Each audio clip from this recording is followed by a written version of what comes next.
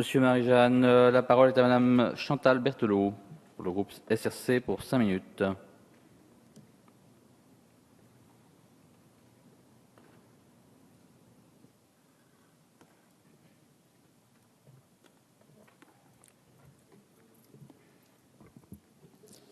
Monsieur le Président, Madame la Ministre, Monsieur le rapporteur, mes chers collègues. Évidemment, dans sa décision du 17 décembre 2014, le Conseil de l'Union européenne a reconduit, il est vrai pour une durée courte de 5 ans, le dispositif de l'octroi de mer. Cette décision entérine la nécessité de faire émerger et d'accompagner le développement de nos productions locales, compte tenu des handicaps propres à nos régions ultrapériphériques. Madame la Ministre, je dois saluer le travail du gouvernement, et plus particulièrement le vôtre et de vos équipes, d'avoir su défendre auprès des instances communautaires les revendications de nos collectivités régionales. Cet accord s'accompagne de l'obligation de la retranscrire dans notre droit national, c'est ce qui nous réunit aujourd'hui. Mais c'est aussi cela qui nous a permis, en Guyane, de faire émerger des revendications légitimes sur ce dispositif, compte tenu des évolutions économiques à l'œuvre sur notre territoire. Et pour cause, à partir des années 2000, notre territoire a vu se développer de nouvelles productions locales sous l'impulsion d'entrepreneurs, que je tiens à saluer.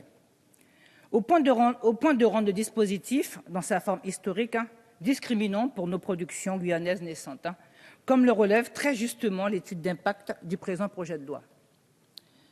Se sont suivies des négociations entre les professionnels antillais et guyanais qui n'ont malheureusement pas permis de dégager un consensus.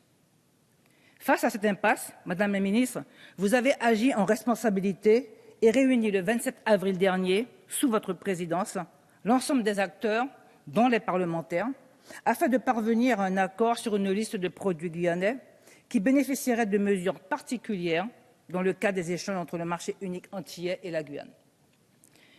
Sur la vingtaine de produits initialement listés par les socioprofessionnels guyanais, uniquement seulement 8 ont pu recueillir un consensus des 3 territoires.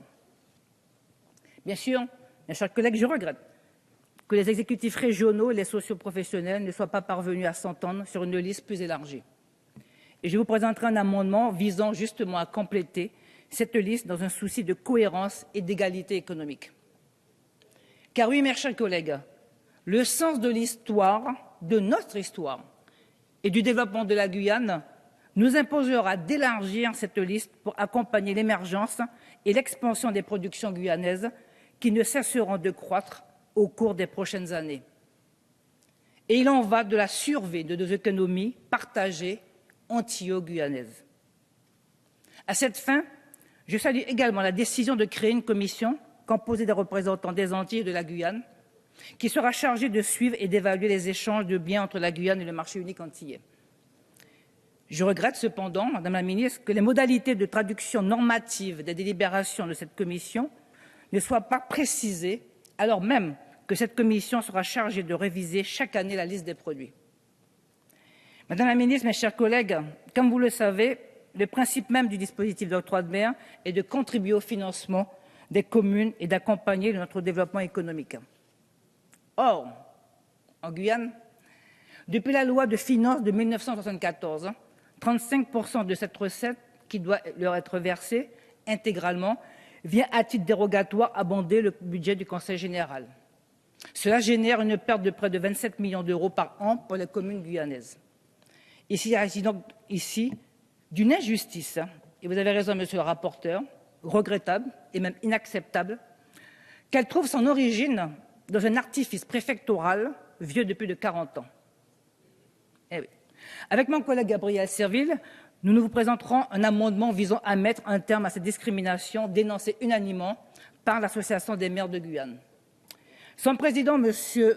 David Richer, le maire de Roura, soutenu par des délibérations prises par les 22 maires de Guyane, a décidé d'ester en justice pour réclamer les 108 millions d'euros perdus au cours des 4 dernières années, comme le droit le autorise, si aucun règlement amiable n'est trouvé avec l'État.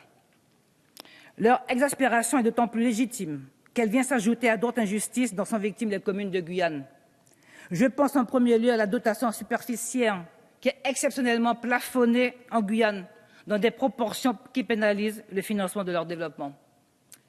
Je prends comme exemple, Madame la Ministre, vous le savez, la commune de Maripasoula que vous avez visitée, qui est la plus grande de France. Avec ces 2 millions d'hectares, elle devrait avoir, selon cette dotation, les moyens de ses politiques publiques à destination de ces écarts comme Antekumpata et Kayodé, isolés à plus de 2 heures de pirogue du centre-bourg. Or, en dépit des efforts de son nouveau maire, M. Serge Anelli, il ne passe pas un mois sans que notre jeunesse du Haut-Maroni ne crie sa souffrance et son désespoir. Inutile de préciser que dans ce contexte, et je le dis haut et fort ici, Madame la Ministre, demander aux communes guyanaises de participer à l'effort national de réduction des déficits publics relèverait de l'indécence. Madame la Ministre, mes chers collègues, c'est pour atteindre l'égalité réelle que je me bats.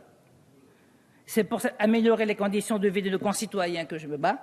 Et c'est pour obtenir un pacte d'avenir pour la Guyane. Et je sais, Madame la Ministre, pouvoir compter sur votre soutien. Merci. Merci, Madame.